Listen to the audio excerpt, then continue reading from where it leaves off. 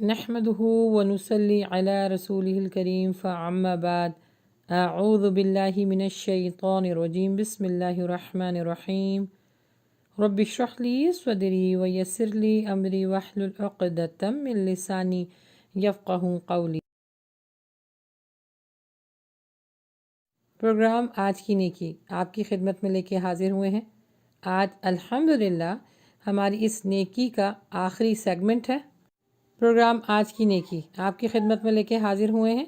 آج اس مہینے کا یہ آخری سیگمنٹ ہے۔ الحمدللہ اللہ سبحانہ و تعالیٰ نے ہمیں بہت موقع دیا اس رمضان میں کہ ہم عبادتوں کے ساتھ، ریاضتوں کے ساتھ، راتوں کو جاگ کر اپنے اللہ کو راضی کر سکیں، اور میں امید کرتی ہوں اللہ کی ذات سے کہ انشاءاللہ اللہ سبحانہ و تعالیٰ نے ہماری سب محبتوں کو اور ہماری سب عبادتوں کو اپنی بارگاہ میں قبول کیا ہوگا انشاءاللہ، کیونکہ جب اللہ سے دعا مانگی جاتی ہے تو کانفیڈنس کے ساتھ دعا مانگیں تاکہ اللہ سبحانہ و تعالیٰ قبول فرمائے۔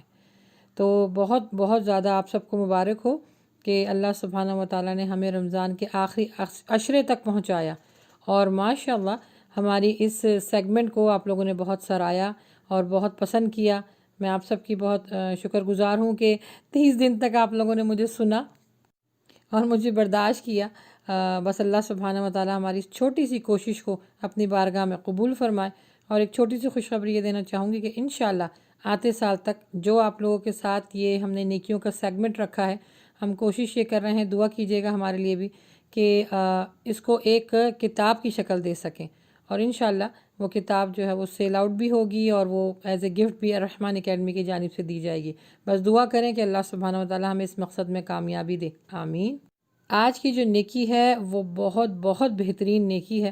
وہ نہ صرف رمضان میں بلکہ غیر رمضان میں بھی ہمیں کرنے کا حکم دیا گیا ہے۔ جی ہاں، امر بالمعروف و نہی عن المنکر۔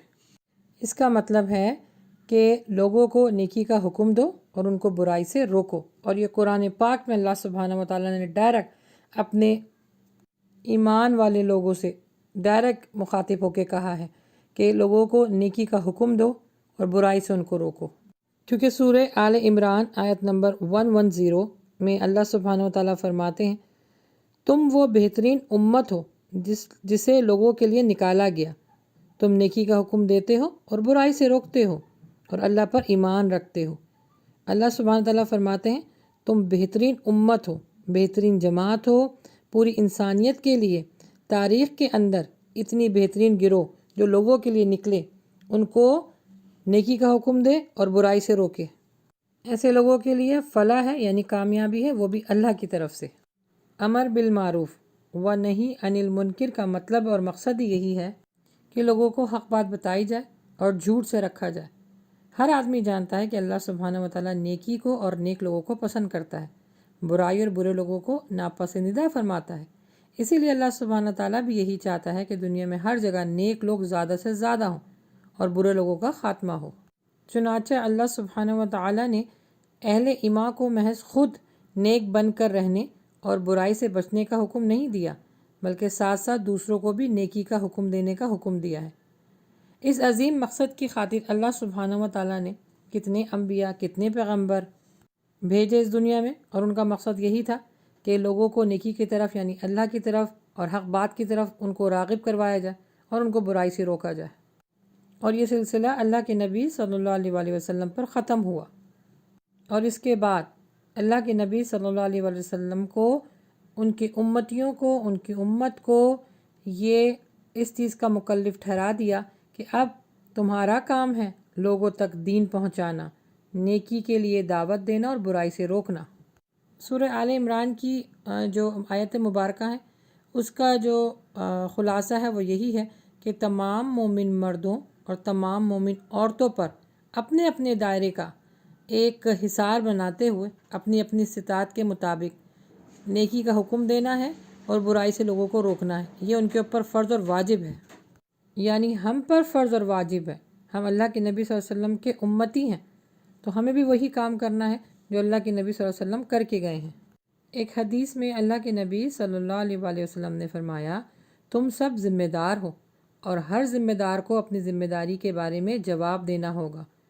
جو شخص حکمران ہے وہ سارے لوگوں کی طرف سے جواب دے گا، مرد اپنے گھر والوں کی طرف سے جواب دے گا، غلام اپنے آقا کے بارے میں ذمہ دار اور آقا غلام کے بارے میں ذمہ دار ہوگا کہ یہ جو آپ کو کیٹیگریز بتائی جا رہی ہیں ان کو ایک دوسرے کو نیکی کے لیے دعوت دینی ہے اور برائی سے روکنا ہے۔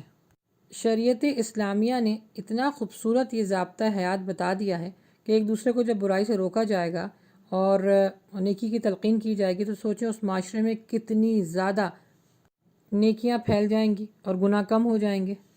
ذرا غور فرمائیے، اگر کسی گھر میں صرف ایک فرد ہی اس حکم پر عمل کرنے والا موجود ہو، خواہ مرد ہو یا عورت ہو، تو اس گھر کی اصلاح دیر یا سویر یقینی ہے۔ اور اگر دونوں فرد یعنی مرد اور عورت اس حکم پر عمل کرنے والے ہوں تو پھر یہ کیسے ممکن ہے کہ اس گھر میں برائی پنپ سکتی ہے؟ اور پھر گلی محلے میں بھی اس کے نتائج آپ کو صاف نظر آئیں گے۔ معاشرہ انہی افراد کے مجموعے کا نام ہے۔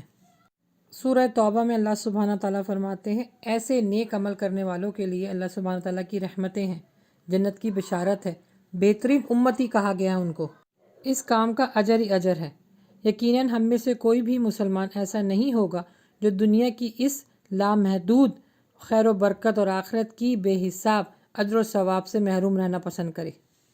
شریعت نے نیکی کا حکم دینے کو کہا ہے اور برائی سے روکنے کو کہا ہے، تو محض یہ تربیت ہی نہیں دلائی گئی بلکہ ہر مسلمان مرد اور عورت کے اوپر فرض قرار دے دیا گیا ہے۔ اسی لیے جہاں یہ عمل کرنے کی اللہ سبحانہ و تعالیٰ نے بہت اجر و ثواب رکھا ہے، وہاں ترک کرنے والوں کے لیے سزا بھی رکھی ہے۔